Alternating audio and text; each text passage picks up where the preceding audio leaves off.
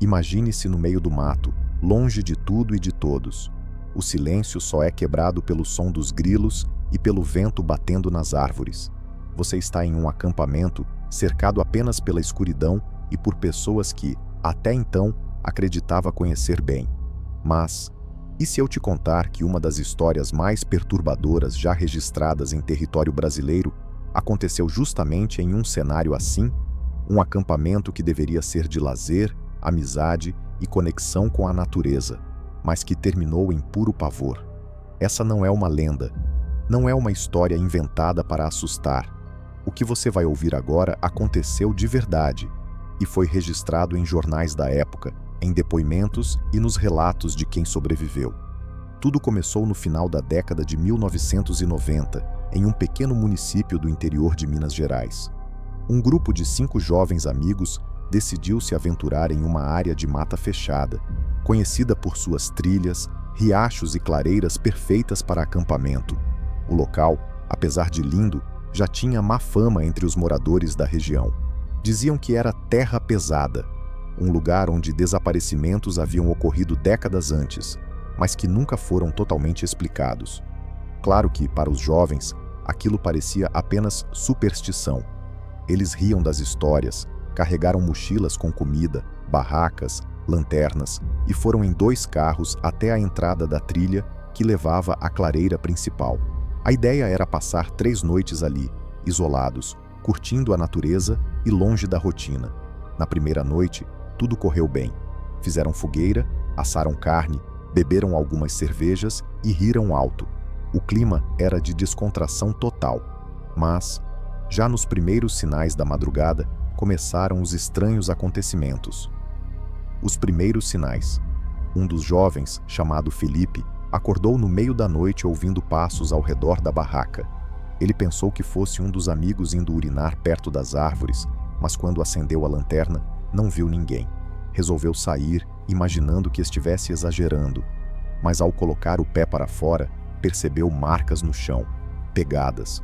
O detalhe perturbador, elas não pareciam de nenhum deles, eram pegadas descalças, eram grandes e tinham um detalhe quase inumano. Os dedos eram alongados, finos demais. Felipe ficou arrepiado, mas decidiu não contar nada para os outros. Voltou para a barraca, fechou o zíper e tentou dormir. Mas não conseguiu esquecer o que tinha visto. No dia seguinte, ao amanhecer, todos estavam cansados, porque quase ninguém dormiu bem. Do lado de fora, eles notaram que parte da comida que haviam deixado em um saco pendurado em uma árvore simplesmente havia sumido. A primeira ideia foi que animais selvagens poderiam ter pego, mas a altura em que estava amarrado não era fácil de alcançar. Além disso, havia algo estranho. O saco não parecia rasgado por garras ou dentes. Ele havia sido cuidadosamente desamarrado. Um deles fez piada, dizendo que talvez tivessem um ladrão de floresta rondando por ali. Mas a risada foi nervosa. Já havia no ar uma tensão que ninguém queria admitir. Ainda assim, decidiram seguir com o plano. Passaram o dia explorando a mata, tomando banho de rio e tentando se divertir. Mas quando a segunda noite chegou, o clima mudou de vez. A noite em que tudo saiu do controle. Já passava da meia-noite quando ouviram o primeiro som. Não era um animal comum. Não era o barulho típico da floresta. Era algo entre um assobio e um lamento, ecoando entre as árvores. As lanternas foram ligadas imediatamente. Todos saíram das barracas, assustados. E foi aí que viram, na beira da clareira, bem na linha onde a escuridão da mata começava, havia alguém parado. Era uma figura alta, imóvel, de pele tão clara que parecia brilhar sob a luz da lua. Os olhos refletiam como os de um animal, mas o corpo era humano demais para ser confundido com uma fera. Aquela coisa apenas os observava. Não se movia, não falava, somente observava. Os jovens gritaram, ameaçaram com lanternas e até jogaram pedras. A figura recuou lentamente, até desaparecer na mata, mas naquela noite, ninguém mais conseguiu dormir. Na manhã seguinte, o grupo decidiu que era hora de ir embora. Mas havia um problema. Ao voltarem ao ponto onde haviam estacionado os carros, os veículos estavam arrombados. Os pneus estavam rasgados e os fios do motor cortados. Não havia como sair dali. Eles estavam presos no meio do mato. O pânico começou a crescer. Sem comunicação, porque naquela época nem todos tinham celular e o sinal era praticamente inexistente ali, restava apenas esperar. Decidiram permanecer juntos, à beira da clareira, tentando pensar em como pedir ajuda. E foi então que a noite chegou mais uma vez. Na terceira madrugada, os gritos ecoaram pela floresta. Não eram mais lamentos distantes, eram gritos humanos. Parecia a voz de uma mulher pedindo socorro, e ela gritava pelo nome de um dos rapazes. Felipe! Felipe congelou. Ele jurava que não conhecia aquela voz, mas ela o chamava, implorava, como se estivesse em perigo. Contra o bom senso dos outros, ele começou a andar em direção ao som. Foi contido pelos amigos, mas a tensão quase levou o grupo a se separar. Enquanto discutiam, uma pedra foi arremessada de dentro da mata e caiu a centímetros de uma das meninas. Logo depois, uma segunda pedra. E mais uma. Eles estavam sendo cercados. Apavorados, todos correram para dentro das barracas, trancando-se como se isso fosse proteger de algo muito maior. Mas durante toda a noite, ouviram passos, vários passos, como se mais de uma pessoa estivesse rondando o acampamento. O zíper de uma das barracas chegou a ser puxado lentamente, mas não se abriu completamente. O grupo só saiu quando o sol nasceu. Na manhã seguinte, usando uma bússola e seguindo o rio, eles caminharam por horas até alcançar uma estrada de terra. Foram encontrados por um fazendeiro, exaustos, feridos e em estado de choque. A polícia foi chamada e, quando retornaram ao local do acampamento, nada havia sobrado. As barracas estavam destruídas, os objetos espalhados, como se alguém tivesse revirado tudo. Mas não havia pegadas comuns, apenas aquelas marcas estranhas, descalças, enormes, que Felipe havia visto na primeira noite. O caso foi registrado como ocorrência de vandalismo e nunca investigado a fundo. Mas até hoje, moradores daquela região contam que figuras estranhas aparecem em clareiras, imitando vozes humanas e perseguindo quem ousa passar a noite na mata. E o grupo de jovens, eles nunca mais acamparam na vida. Antes de seguir para o próximo relato, eu gostaria de pedir para você se inscrever e deixar seu like no vídeo. Seu apoio é muito importante para o canal. Eu nunca imaginei que estaria aqui, anos depois, contando essa história, mas talvez seja a única forma de tirar um pouco desse peso que carrego. Antes de começar, já deixo claro: o que vou relatar aconteceu de verdade, comigo e com 3 amigos. E eu não desejo que ninguém, absolutamente ninguém, passe pelo que nós passamos naquela noite. Eu sempre gostei de acampar. Desde adolescente, era o tipo de programa que me trazia paz, ar puro, som da natureza, aquela sensação de liberdade. Só que tudo isso acabou perdendo o encanto depois de uma viagem em especial. Uma viagem que mudou para sempre a forma como eu enxergo o silêncio da noite. Foi em 2004. Eu, meu irmão mais velho, chamado Márcio, e 2 amigos, a Camila e o Eduardo, decidimos acampar numa região de mata fechada em Santa Catarina, perto de um rio famoso pelas corredeiras. O lugar era bonito, isolado, perfeito para quem queria fugir do barulho da cidade. Nós fomos animados, com barracas novas, lanternas, comida para 3 dias e até um violão. Eu lembro da minha mãe falando antes da viagem: só não esqueçam que o mato tem coisa que a gente não entende. Se ouvirem algo estranho, não respondam. A gente riu, achando que era só superstição de mãe. Mas, se eu pudesse voltar no tempo, teria levado aquelas palavras muito mais a sério. Montamos o acampamento perto do rio. No fim da tarde, a gente já tinha fogueira acesa, carne assando e aquele clima gostoso de liberdade. Rimos, cantamos, conversamos até tarde. Por volta da meia-noite, fomos dormir. Foi quando as coisas começaram. Eu acordei com um barulho estranho. No começo, pensei que fosse água correndo, mas não era. Era como se alguém estivesse caminhando devagar em volta da nossa barraca. Passos leves, mas firmes. Chamei meu irmão em voz baixa. Márcio, tá ouvindo isso? Ele acordou, fez silêncio, e a gente ouviu claramente. Passos, alguém andando em círculos ao redor. Ele pegou a lanterna e, sem hesitar, abriu o zíper da barraca de uma vez. jogando luz para fora. Não tinha ninguém, só que o detalhe mais estranho foi o chão. A grama estava amassada, como se, de fato, alguém tivesse passado por ali. Decidimos que era algum animal e voltamos a deitar, mas o sono não veio. Eu sabia que tinha algo errado. Durante o dia, tentamos não pensar muito. Fomos nadar no rio, exploramos um pouco a mata e voltamos para a clareira ao anoitecer. À noite, a tensão voltou. Já estávamos dentro das barracas quando ouvimos um som que até hoje me arrepia só de lembrar. Era uma voz de mulher, fraca, quase um sussurro. Ela dizia: "Socorro, alguém, me ajuda." Eu de imediato quis sair correndo em direção ao som, mas Camila me segurou pelo braço com tanta força que até doeu. Ela disse, chorando: "Não vai, não é gente." Na hora eu fiquei confuso, mas dentro de mim, eu sabia. Aquela voz não tinha algo de normal. Parecia ensaiada, fria, artificial.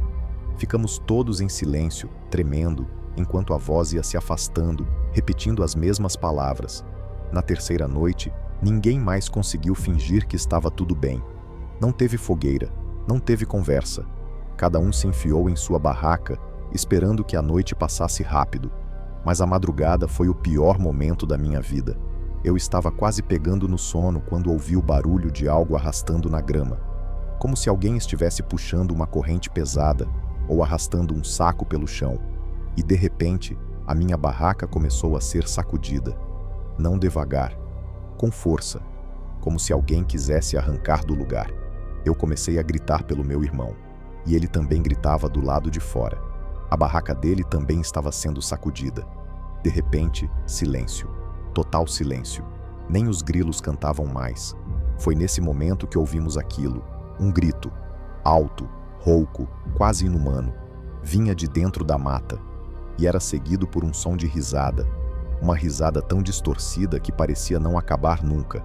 Ninguém teve coragem de sair das barracas.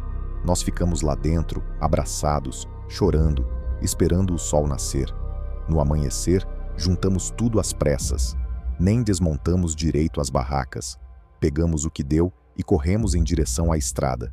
Andamos por horas até que uma caminhonete de um morador local nos encontrou.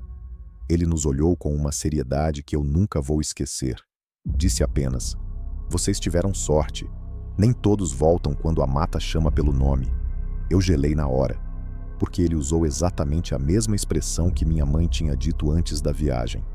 Depois disso, nós voltamos para casa, e ninguém mais teve coragem de comentar o assunto por muito tempo. A Camila se recusou a acampar de novo. O Eduardo também nunca mais pisou numa trilha. E eu tentei me convencer de que tudo aquilo foi fruto da nossa imaginação, mas até hoje eu acordo de madrugada com a sensação de ouvir passos ao redor da cama. E às vezes, eu juro que ainda escuto aquela voz, fraca, pedindo socorro. Tá gostando dos relatos até aqui? Conta aí nos comentários se você já viveu ou conhece alguém que já viveu algo parecido com essas histórias. Meu nome é Jeff Negrete, sou o pai do Jared. E hoje, mais de 3 décadas depois, eu ainda me pergunto o que aconteceu naquela montanha. Não foi um monstro, não foi um acidente comum, foi algo pior, algo que ninguém soube ou quis explicar. O Jared tinha 12 anos, era um garoto tranquilo, meio tímido, adorava videogames e fazia parte do grupo de escoteiros. Era a primeira vez que ele ia participar de um acampamento mais desafiador com os outros meninos. O destino? A trilha de Mount San Gorgonio, no sul da Califórnia, mais especificamente na região de Big Bear Lake. No dia 19 de julho de 1991, ele partiu com o grupo de escoteiros, animado.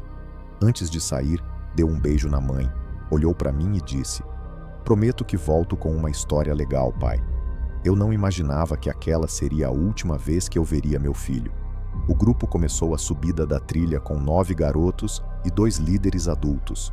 Mas houve um erro. O Jared estava mais lento. Segundo os relatos dos líderes, ele ficou para trás em determinado ponto, e foi dito a ele que esperasse parado para não se perder. Isso foi confirmado por vários dos garotos. Mas quando o grupo retornou pelo mesmo caminho, Jared não estava mais lá. Eles presumiram que ele poderia ter tentado continuar a trilha para alcançar o grupo, mas ninguém mais o viu. Era como se ele tivesse desaparecido no ar. Quando recebemos a notícia naquela noite, fomos direto para a área do parque. A busca começou imediatamente. Helicópteros, cães farejadores, voluntários, socorristas treinados. Mais de 70 pessoas participaram. Foram quase 2 semanas de buscas intensas. E durante esse tempo, surgiram detalhes que até hoje me assombram. Encontraram pegadas, pequenas, do tamanho exato do tênis do Jared. Elas iam para o alto da montanha e depois paravam. A mochila dele foi encontrada em um penhasco, intacta. A lente de sua câmera fotográfica estava lá também. E dentro, um filme revelado, com a última foto sendo um close no rosto do Jared, com o olhar assustado, como se estivesse sendo observado. Mas o mais bizarro, os cães farejadores perdiam o rastro em pontos limpos, como se ele tivesse sido carregado pelo ar. E isso se repete em vários outros casos documentados de desaparecimentos em florestas americanas. Quando a câmera foi encontrada, meu coração gelou. O filme foi revelado e entre as últimas fotos que ele tirou da paisagem havia uma foto dele mesmo, uma selfie mal enquadrada, borrada no escuro. O rosto suado, a testa cortada e um olhar fixo, como se alguém, ou algo, estivesse diante dele. Essa foto virou símbolo do caso. Ela parece gritar: "Estou com medo." Por dias, o silêncio da floresta foi cortado apenas pelos apitos dos socorristas. Mas não havia gritos, nem sinais de queda, nem vestígios de luta. A região foi totalmente vasculhada. Em uma das buscas, um dos voluntários relatou ter ouvido algo no meio da noite. Ouvimos passos ao redor da barraca, mas quando saímos com lanternas, não havia ninguém. E os sons vinham dos 2 lados ao mesmo tempo, como se alguém estivesse nos cercando. Esses mesmos sons foram relatados por socorristas em noites diferentes. E todos diziam a mesma coisa. Não parecia um animal. Nunca encontramos o corpo. Nunca tivemos respostas concretas. Não houve pedido de resgate. Não houve pista de sequestro, nem provas de ataque animal. Alguns anos depois, parte de um tênis semelhante ao de Jared foi encontrado, mas nunca foi confirmado oficialmente. Nenhum resto humano foi identificado. Mas a câmera, aquela foto e a trilha que desaparece no nada, isso ainda nos persegue. Até hoje, o desaparecimento de Jared Negrete é um dos mais enigmáticos dos arquivos do Serviço de Parques do Zipanquihua. Investigadores independentes, incluindo o projeto Missing 411, apontam padrões estranhos, pessoas que desaparecem sem deixar rastros, mesmo com vastas equipes de busca. Pegadas que param de repente, como se fossem interrompidas. Equipamentos que reaparecem em locais já vasculhados. Testemunhas que relatam sons estranhos, como nomes sussurrados na mata. Se essa história te deixou tão intrigado quanto a mim, deixa o seu like, se inscreva no canal e ativa o sininho, porque todo dia tem novas histórias para você ouvir. Muito obrigado por ficar até aqui. Até a próxima.